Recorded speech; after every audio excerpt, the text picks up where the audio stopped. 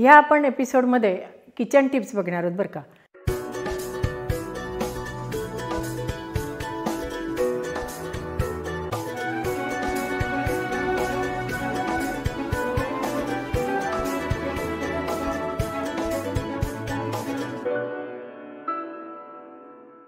नमस्कार, मी अनुराधा तांबोळकर। अनुराधा चॅनलमध्ये तुमचं खूप खूप स्वागत आहे। आपल्याला स्वयंपाकघरामध्ये स्वयंपाक करताना अनेक छोट्या छोट्या टिप्स लागतात। ह्या टिप्स म्हणजे माझे अनुभव आहेत आणि हे मी तुमच्याबरोबर आज शेअर करते। आपल्याला नेहमी बाजारामध्ये बारीक पूड केलेली हिंगाची पावडर मिळते, परंतु असा खडा हिंग मिळतो बरं का। आणि ह्या खडा हिंगाला खूप छान वास असतो। आपण जर दुकानदाराला विचारलं की खडा हिंग द्या तर तो खडा हिंग देतो आणि मग तो जो खडा हिंग असतो तो थोडा कुटून घ्यायचा, म्हणजे मिक्सरमध्ये आपल्याला फिरवायला सोपं जातं। आणि त्याची जर अशी हिंगाची पावडर करून ठेवली आणि ती जर आमटीला किंवा भाजीला थोडीशी जरी वापरली तरीसुद्धा वास चांगला येतो, कारण हा हिंग हा अतिशय स्ट्रॉंग असतो। त्यामुळे आपल्याला थोडाच वापरावा लागतो, परंतु त्याचा जो सुगंध असतो तो आमटीला किंवा भाजीला अतिशय छान लागतो। जास्त हिंग झाला तर भाजी आणि आमटी कडसर होण्याची शक्यता असते बरं का। ही गोष्ट पण आपण लक्षात ठेवली पाहिजे। आपण आपल्या मसाल्याच्या डब्यामध्ये नेहमी मेथी असावी, कारण मेथी जर आपल्या कुठल्याही पदार्थामध्ये आपण त्याचा थोडासा जरी वापर केला, म्हणजे अर्धा चमचा टाकला, तर त्या पदार्थाची चव एकदम बदलते, स्वाद पण छान येतो।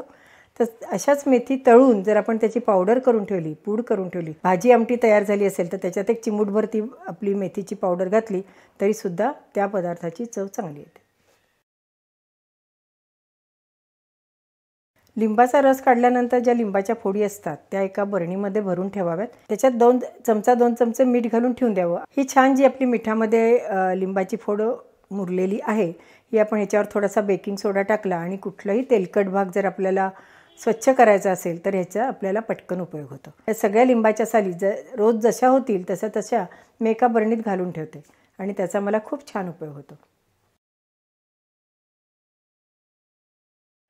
तुरीचं वरण जे आपण रोज शिजवतो त्याच्या वेळेला नेहमी एक मुठभर थोडीशी आपण मुगाची डाळ घालावी बरं का। त्याच्यामुळे काय होतं की आपल्या वरणाला घट्टपणा येतो। विशेषतः सांबार करताना तर ही टीप नक्की वापरून बघा, छान घट्ट मस्त असा आपला सांबार तयार होतो। काही वेळेला आपलं ताक आंबट होतं बरं का। मग त्या अशा आंबट ताकाचं काय करायचं, त्याचा आंबटपणा कमी होण्याकरता त्या ताकामध्ये आपण पाणी घालायचं। अंदाजे 1 भांडं मी पाणी घातलं। आता याला शांत होऊ द्यायचं। शांत झालं, जे पाणी आहे ते वर येतं आणि असं ते वरती आलेलं पाणी आपण हळूच एका दुसऱ्या भांड्यात काढायचं, म्हणजे खालचं जे ताक राहतं त्याचा आंबटपणा नक्की कमी झालेला असतो। आणि जे वरचं पाणी असतं ते फेकून द्यायचं नाही बरं का।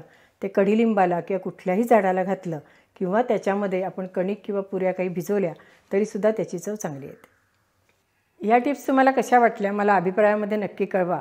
अनुराधा चॅनलला लाईक करा, शेअर करा आणि सबस्क्राईब करा। आणि बेल आयकॉनला दाबायला विसरू नका। आणि आपलं इंस्टाग्राम ते पण बघायला विसरू नका। धन्यवाद।